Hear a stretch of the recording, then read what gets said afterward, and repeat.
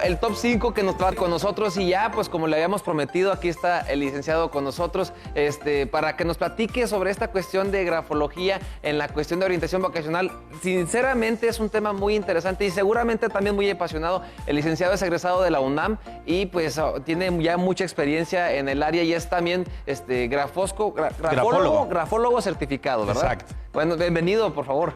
Gracias. Bienvenido, Iván, qué gusto tenerte aquí. Bueno, lo que nosotros decíamos era, ¿en qué consiste todo esto de la grafología? Bien, la grafología no es más que el estudio del trazo de la personalidad. Lo que buscamos con la grafología es estudiar a la persona en su comportamiento, a través del trazo y a través de la escritura. Oye, esto es una cuestión yo creo muy interesante porque habemos unos, o sea, a todos nos recibimos en cierta parte de la educación, pues los trazos, ¿no? Oye, de abajo hacia arriba, de arriba hacia abajo, etcétera, etcétera, ¿no? Todos llevamos en la primaria algo de trazos para aprender a escribir, pero independientemente de que recibimos hasta cierto punto, digamos, al menos los de un salón, la misma instrucción, al momento de que lo aplicamos es distinto, ¿no? Y ya de ahí ya van cambiando los perfiles. Correcto. Normalmente todos recibimos la misma instrucción Sí. Escolar, como nos dijeron. Hay una bolita y un palito, es la letra A. Sin embargo, como escribimos es a través de nuestro cerebro. El cerebro es el que nos determina todos nuestros impulsos eléctricos para poder escribir de cierta manera. Seguramente recordarán que en alguna escuela, en alguna etapa de su escuela, había niños que escribían y la maestra decía, tienes patas de araña. Okay. Curiosamente, el comportamiento de esos chicos o esos alumnos es no tan favorable. Eran los más desastrosos del salón, Órale. eran las personas que no ponían tanta atención. Es decir, la escritura está reflejada directamente con nuestro cerebro. Ok, licenciado, vamos a suponer, entonces, nosotros tenemos muy estigmatizada de cierta manera la escritura de un médico, ¿sí? Porque sabemos que pues ellos normalmente al momento de escribir las recetas la hacen de una manera que a veces no las entendemos. ¿Eso qué quiere decir? ¿Qué es lo que dice de ellos? Ok. Cuando hablamos de la escritura de los médicos, no hablamos más que de una velocidad. Nosotros trabajamos con grafología científica. Okay. Hoy en día hay dos tipos de grafología y me gustaría aclarar este tema. Hay una grafología que parece esotérica, que parece que es tratar de adivinar y entender qué pasa con la gente. Y lo que nosotros hacemos es grafología a través de un modelo y un método científico. Esta grafología lo que nos dice es que hay 8 leyes: la velocidad, la presión, la forma, inclinación, etc. Estas 8 leyes están determinadas y la escritura de los médicos se basan en una de ellas o tienen una de ellas básicamente, que es la velocidad. Los médicos escriben tan feo justamente por la velocidad de pensamiento, el proceso cognitivo que tienen. Es decir, ellos están preparándose y estudiando todo el tiempo y por lo tanto a veces su proceso de pensamiento es más acelerado que su propio proceso de escritura. Ah, muy bien. Y, oye, me enganché yo tantito de lo que comentaste sobre el niño de las patas de araña, ¿no? Okay.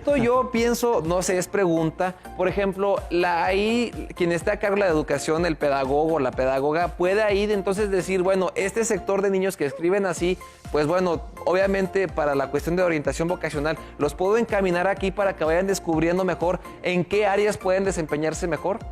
Bien, lo que nos pueden ayudar los pedagogos y todos los trabajadores educativos básicamente sería para poder trabajar con niños y estructurarles mejor su cerebro. Los niños que no tienen tanta estructura en su cerebro o que están alterados, normalmente con la escritura nos ayuda a estructurarles mejor sus cerebros y sus ideas. ¿Qué es lo que estamos viendo ahorita en la pantalla, Iván? Bien, traje algunos ejemplos de algunos escritos de personas que buscaron orientación vocacional. Lo que analizamos en estos trazos o en esta escritura básicamente son 4 cosas. Es para qué nos sirve o cuál es su fortaleza de la persona. ¿Qué es lo que necesita? A veces no necesariamente lo que nos gusta es lo que podemos hacer. Claro. Tenemos habilidades desarrolladas para ciertas características. Entonces, esta escritura, por ejemplo, veo hay 4 ejemplos de escritura Esta es una escritura mucho más rápida, mucho más pequeña y al final tiene algunos picos. Esta, por ejemplo, podría ser la escritura de un abogado. ¿Ok? Sí. ¿Se parece a la tuya, amigo? Sí, sí, es muy similar, la verdad. Es una escritura de un abogado. Por ejemplo, tenemos esta otra escritura. Esa Ok. escritura es una persona mucho más acelerada de pensamiento. De hecho, si se dan cuenta, ni siquiera se entiende. logra entender. Ok. Por ejemplo, ella podría funcionar para procesos de economía, condiciones de dinero. Ah, mira, esa se parece a la mía. Exacto. Está Esta bonita otra, esa por letra. ejemplo, es una letra extremadamente bonita, ordenada, con claridad. ¿Cuál es la Claro función que o sí. para qué podría funcionar? A lo mejor una educadora, una maestra de preescolar. Es decir, Sí. son personas que tienen orden, estructura y que van a contagiar ese tipo de escritura. Oye, muy interesante. Entonces, por ejemplo, a ver, estamos viendo ahí otra.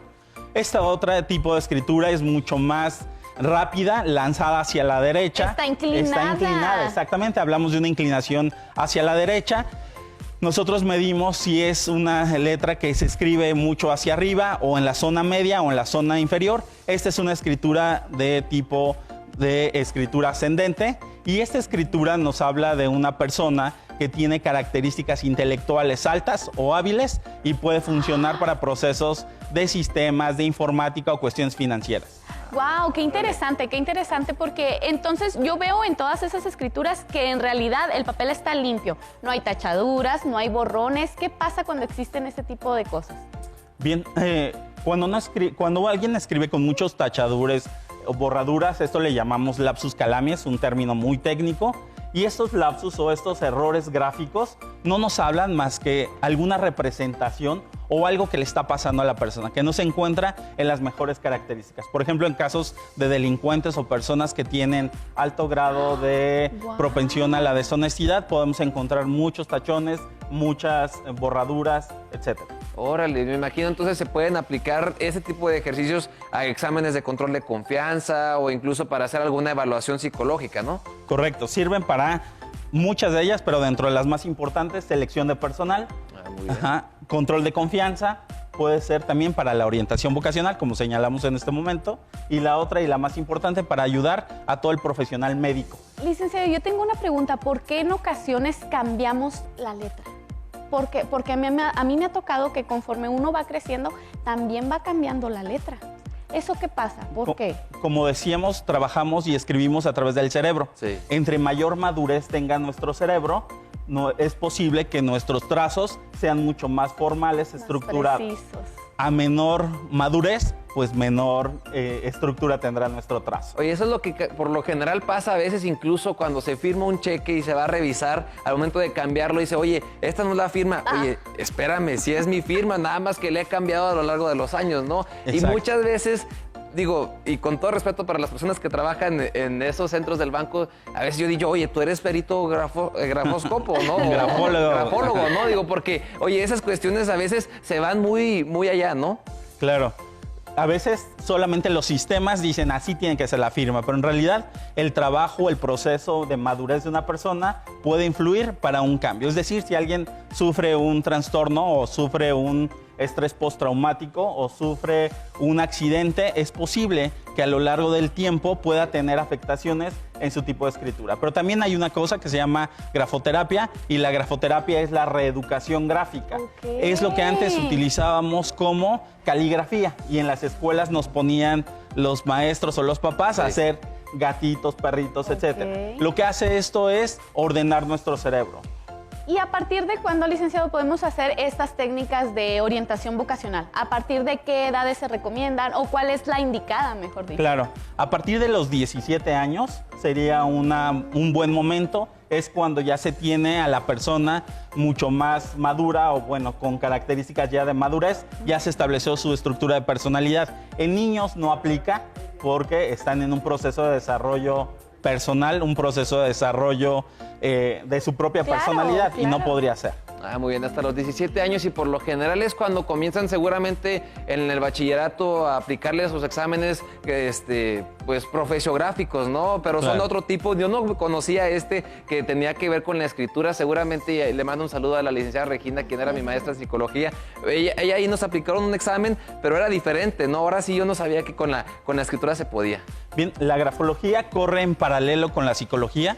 Tenemos dos vertientes, o lo que buscamos es el análisis del comportamiento, pero uno es a través de los trazos y otro a través de otras pruebas psicométricas y a través de otras cosas. También. La ventaja, perdón, es cuidado. la velocidad con que puedes hacer esta prueba y en poco tiempo tienes el diagnóstico de una persona.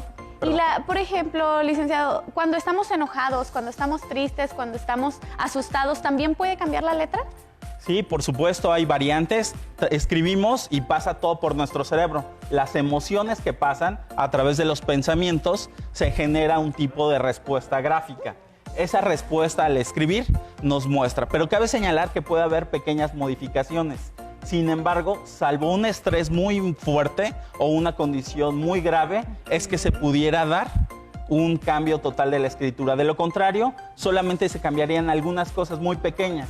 Pero hay una cosa que se llaman los gestos tipo. Es decir, cada uno tiene un gesto especial que nos distingue y que por eso podríamos detectar fácilmente a un falsificador. Órale, oye, pues sí es muy interesante porque ya me estoy poniendo a pensar, oye, que si las cartas de amor, que si las cartas de desamor, y nada que ver, ahora sí, ese tipo de escritura que es con puño y letra, como le llaman, a un tipo de escritura a través de celular, porque ahí nada más, pues estás tecleando, ¿no? O a través de la computadora, pero haciendo los trazos es como se puede notar si una persona está triste, está feliz, está contenta, enojada, ¿no? Todo eso. Licenciado, Correcto. ¿y cómo podemos hacer ese tipo de exámenes? ¿O a dónde tenemos que acudir para hacer ese tipo de, bueno, de aprender esas técnicas de orientación?